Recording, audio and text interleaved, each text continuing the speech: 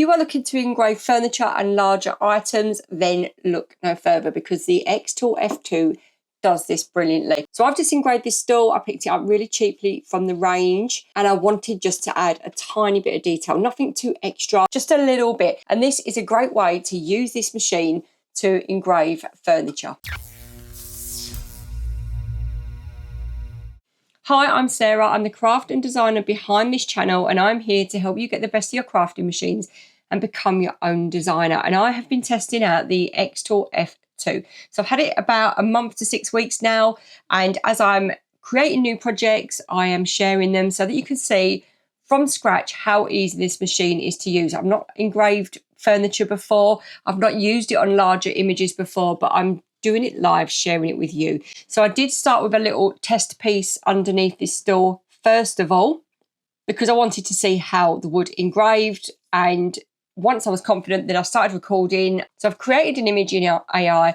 I've uploaded fonts to xTool Studio because I wanted a particular font, and I've used xTool images. So we've got 3 different types of media all on one project, and it all worked together really well. I think there's a slight difference in the engraving of the text and the heart to the AI image, but that will be something I'll get my head around one day. But this is going in my bathroom, and I'm really thrilled with it. So what I'm going to do is I'm going to take you through how I set it up and created the design, how I used AI to make my bathtub, how I use this tiny but amazing laser machine on top of a piece of furniture to engrave it. And as I showed you, I did a little test underneath, and that could be a signature.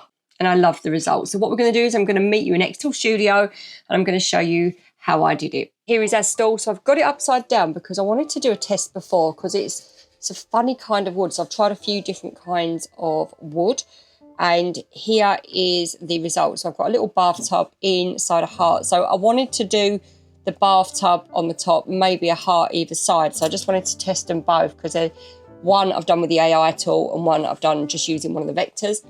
And here is my machine. So I'm just going to show you where it goes on.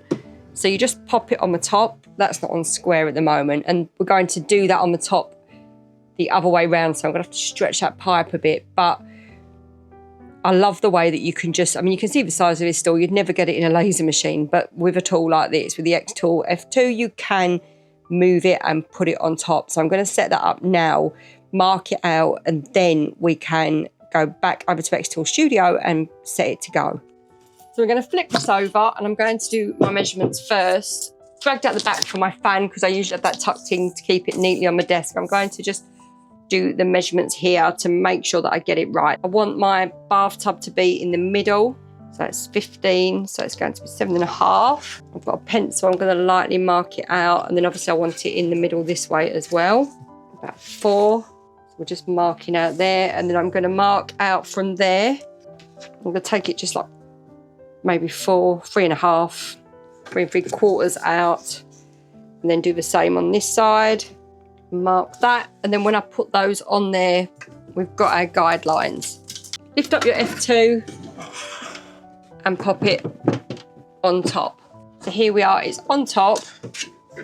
You've got to be careful because it hangs over the edge, but you've got to think of the weight. But as long as you've got your middle point in the middle, all to measure is more or less exact on there, then we can start to find or position our image and frame it. But first I want to take you back and show you how I made my AI image. So you're going to go into the AI tool, and then you're going to go down to the bottom left hand corner. So the AI tool is just on the left, and you're going to tell it exactly what you want. So I wanted to engrave a bath with bubbles onto a wooden stool. I wanted my image to be quite simple, so I told the AI tool all of that and let it do its stuff.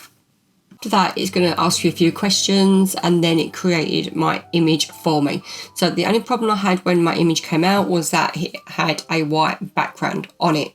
So I had to go back and ask for it to be a vector style with no back.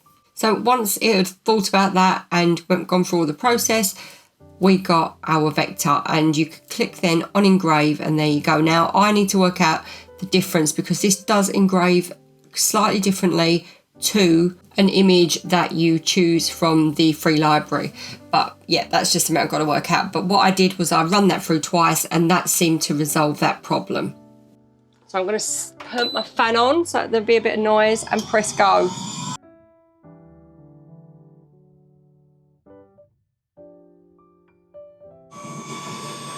Look at that, how cute is that? But I want one more go.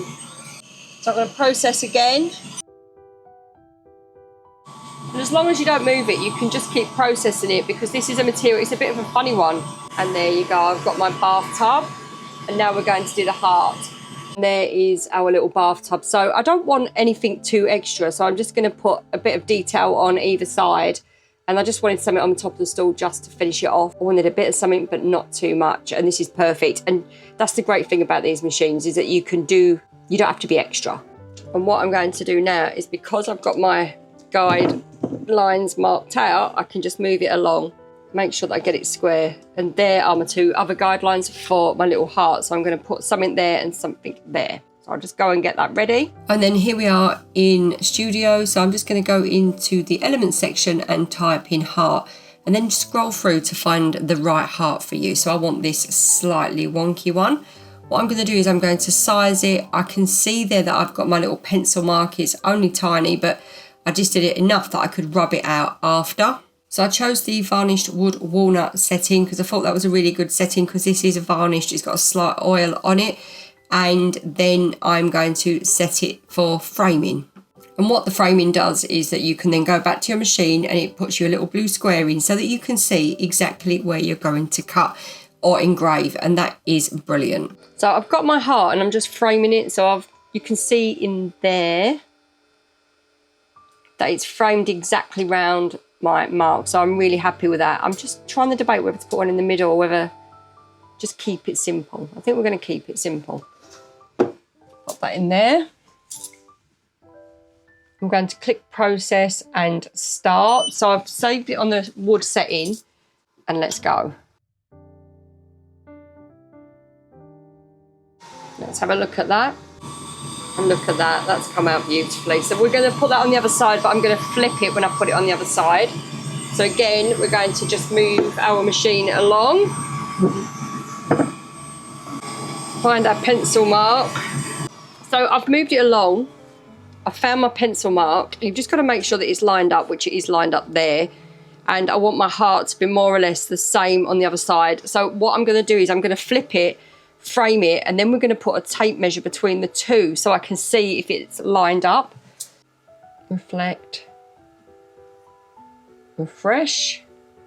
And in theory, that should be more or less in the same place, but it's not. Let's have a look. The machine must be slightly out. I must have moved it slightly higher, so we're going to have to move. So it's the other way round. I've flipped it, the image. I need to move it down a little bit. That feels better. Right, are we ready?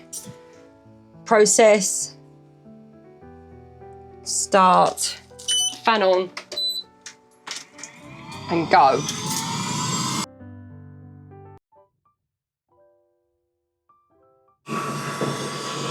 And there we go. So change of plan, I'm going to put chill at the bottom. So I want it to sit just underneath, make that level here. So I want it to fit all of that space. So now we are back in xTool Studio, and I know that I want to use a font off of my computer. There's not a font here that I'm wanting, so I've nothing uploaded yet. So what I'm going to do is click upload font at the bottom, choose file. I've typed in font in my search bar on my Mac, and I know that I want Love and Beach or something similar to that, because I've got some really nice fonts that I use on a regular basis. So once I've found that, what I'm going to do is click open, and that will open it and upload it to the xTool Studio. And now when I go up to the top, I've clicked on that little filter and looked for my uploads, and there it is, Love and Beach. So I'm able to use that font. You can change the line spacing, some you can make them bold. There's quite a lot of options that you can go over with the font, so that's really good to know that you've got that versatility. And just looking at how quick it is to upload and use projects in xTool Studio is really refreshing compared to some programs. And now we're going to look at the settings. So I'm using the same varnished wood settings, so it was power 70 and speed 600. And somebody did advise me earlier, because as I say, I'm new to using this machine, that you can up the power and lower the speed, and that will give you a deeper result. So that's something to think about. Right, so I've uploaded a font and I am framing it. So you can see there where it's going to go, and I'm just typing chill. And I think that looks just right there. And move it over. I think that's good. And we're going to turn the fan on. Process. And here we go. We are engraving on top of a stool.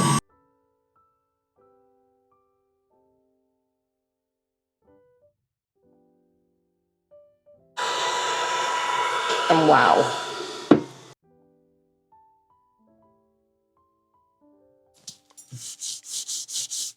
And look at that. So pleased with how that's turned out.